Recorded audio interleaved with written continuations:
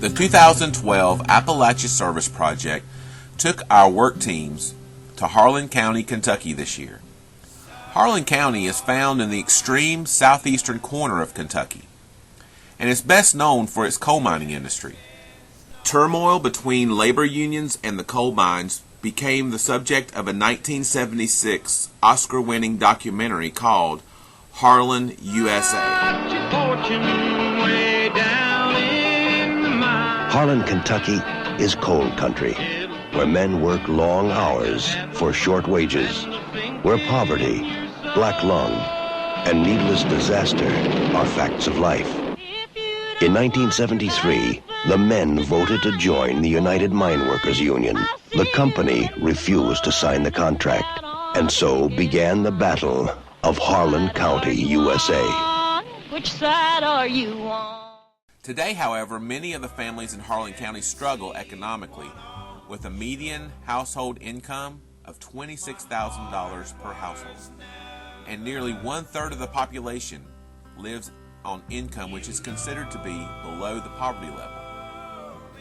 The unemployment rate has been as high as 20% in the mid-90s, but is currently at 12%. It is into this setting that our 4 ASP teams and 1 supply team went to serve the people of Harlan County this summer. One of the teams consisted of the leadership of Rodney Denton and Beth Todd, along with veteran Peyton Williams and first-timers Austin Campbell, Lauren Edwards, Jake Couple, Lauren McKinney, and Nate Williams. Our family is a husband and wife named Raymond and Candace, and they have a little 20-month-old daughter named Teresa. We mainly worked in the baby's room. There was no floor when we got there, so we put insulation in, and then we put the subfloors, and then we put up some drywall and painted and sanded and put some putty on it. I think I saw God most through our interactions with Teresa, because she does have a really young family, and I feel like she doesn't always get the attention or the I don't know, enrichment that she needs at the age that she is. So it was really fun to just get to spend time with her and show her that people do care about her and we love her, and it was really fun to play with her because she just ate it all up. I like getting to know a new family in a different situation than when I'm in. Okay. Like when I'm at home. So I like getting to know new people that I wouldn't necessarily ever meet if I just stayed at home. I think I saw God just how I don't think anyone on our team was there by accident. I think it all just worked too perfectly to be a coincidence. I think we all worked so well together, and I feel like everybody brought something that, you know, was really good to have. I had a really fun team. It was good because there were a whole lot of new people, but it was fun because you get to see like everybody's excitement, and everybody's still really excited about it because they've never experienced it before. It took me a while for it to sink in. I think even though I was there every day and I saw the conditions that they were living, I think it was hard for me. I kind of thought, oh, no, they don't really live there. They go somewhere else at night. You know, it was just hard for me to wrap that around that Teresa, the little baby girl, really lived there. And but it was really, really good to be able to make a connection with the people you're helping with, not just recycle and never know where, you know, it goes and what good you're doing, but to actually see it and be there to, you know, make a connection with people.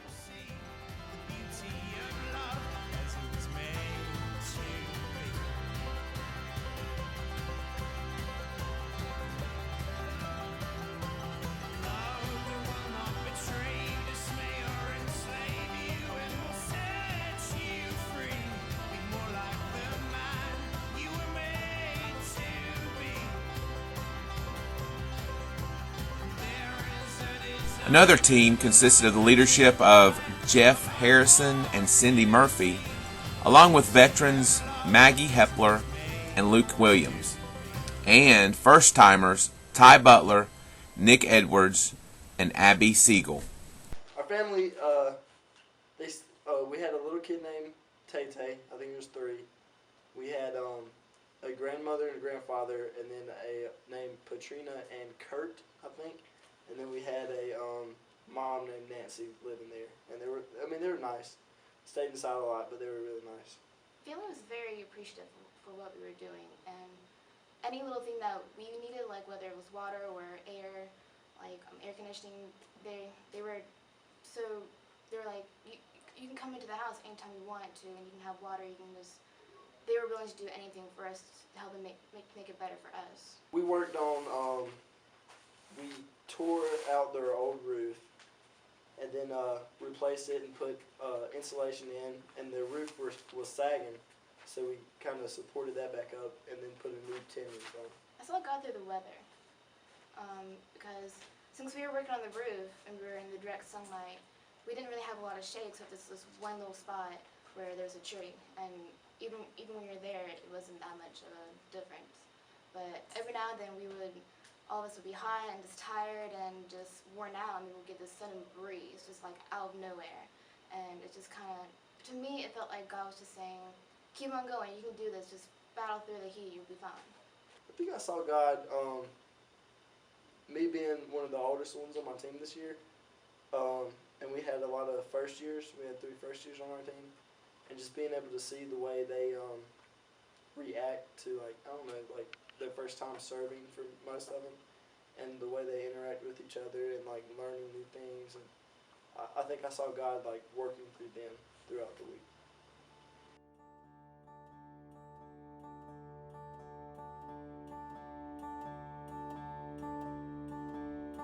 How fickle my heart and how woozy my eyes. I struggle to find any truth in your lies. And now my heart stumbles on things I don't know. Another team under the leadership of Chris and Lindsay McCullough led the talents of veterans Marissa Austin, Michaela Everhart, and Carly Murphy, with first-timers Camille Craddock and Graham Williams. I worked in a house where there was a grandmother named Patrina, and then I'm guessing it was the grandfather named Kurt, and then their daughter Nancy, and then their grandson Tay Tay. And so it was the grandmother's house, I'm pretty sure that. We worked in the bathroom. We installed sheetrock all around the room, and then we installed a plumbing system and got the bathtub in and got water running in there. So it was pretty cool. I think I saw God through my teammates. We worked really well together, and we had some bumps in the road and struggles. We aren't the most constructional team, to be honest with you. We just have different personalities, and none of us really do construction, but it seemed to work out.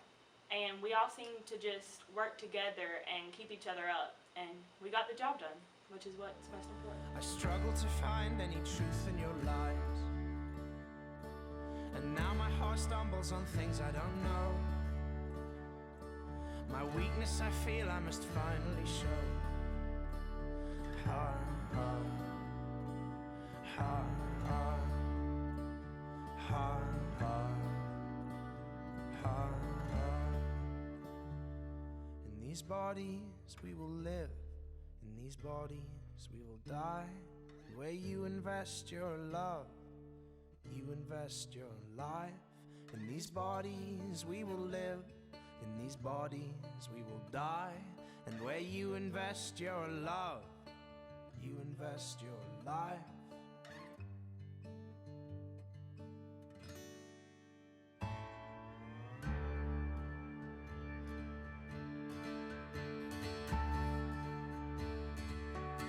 Rob and Whitney Williams led the group of veterans, including Tyler Oldacre, Drew Lanning, and Rob Stiers, along with the first-time experience of Jessica Ferguson and Allie Hibbets.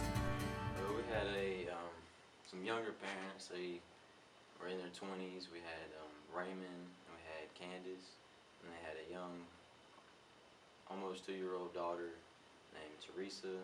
It was the best family I've ever worked for. I liked getting to talk to the mother, Candace. She seemed to have a lot of things to say, and she was telling me how it's been really tough having all these groups of just a bunch of teenagers come into her house and how she's been able to find peace with it and knowing that it's God's role and everything's going to be better. And even though she can see a hole in her kitchen floor where we've torn everything out, she knows we're all going to put it back and it's going to be a lot better and a lot safer for her child. We took out some old floor joists and had to replace those. That was a lot of work.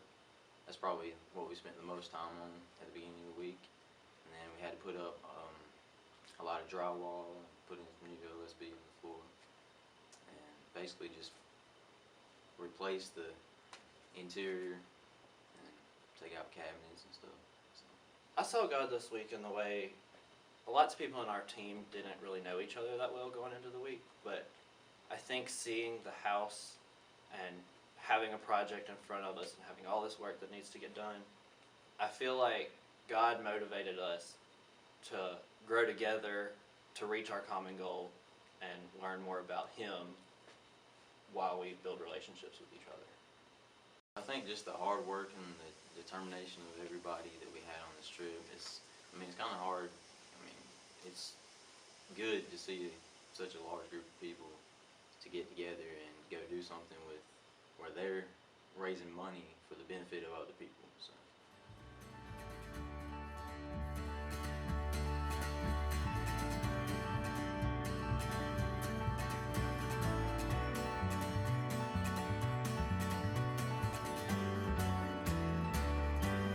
This year, we were fortunate enough to have the talents of John Collett and Tony McCullough as our supply team. Their expertise and their willingness to go and get the supplies that we needed were key in our success to get the projects done that we were working on this summer.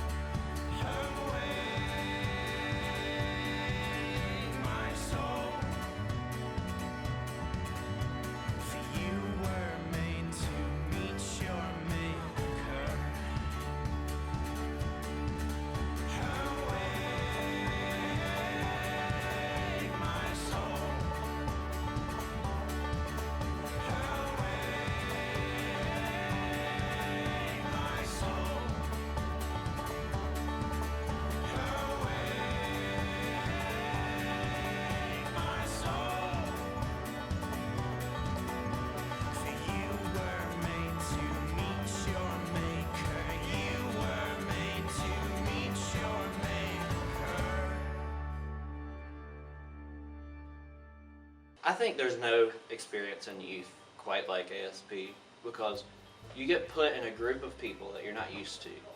And a lot of times at youth, like, we try to do that type of thing, break into groups where you're not used to it, but like a full week of people you don't know that well, working for such a hard thing to accomplish, and you just get thrown into the situation you're not used to, and you have to rely on God. It forces you to look at the world and see how people live in bad situations and work with people you're not used to, and you just have to rely on God, and it builds your religion and your faith. So I think that's really important. Well, it's kind of like like something I'm not really expected to do, but something I expect myself to do, because I mean, I feel like I have something to contribute to the group and contribute to the work sites and just to everything. So I feel like I have a place to be here. That's what's expected. I think I come to ASP not only to grow closer to the youth, but also to grow closer to God. And I come to share God's word and do His work, but I often see Him in the family we're working with, and it helps me grow closer to Him as well. It's kind of a reality check. I mean, I think we live in like a bubble. We think everything's gonna be fine. If our power goes out, we can just call somebody up and be like, oh hey, we don't have our power's out, and someone come fix it. Or if something goes wrong on the house, like the roof is bad, or something with plumbing or electrical, we can just call somebody up and they'll fix it for us. But these people out here, they don't have that privilege to do that. And coming out here, it just kind of grounds you. ASP is important to me because, really, I might do like a few service things throughout the year, but it's nothing like to this level. And I feel like every year it's kind of what brings me back into what I should be focusing on, if that makes any sense at all. Like, I kind of like throughout the year kind of wean away from, I guess kind of wean away from God, and it's kind of sad. And then you come here and you see how fortunate you really are, and you kind of remember your place in this world and like why you're here. Without a pause, and if your love laughs at your dreams, well, it's not as bad as it seems. Either way, one of them has got to go. And if you take of my soul, you can still leave it whole. With the pieces of your own you leave behind. We came for salvation. We came for family. We came for all that's good. That's how we'll walk away. We came to break the bad. We came to cheer the sad. We came to leave behind the world a better way.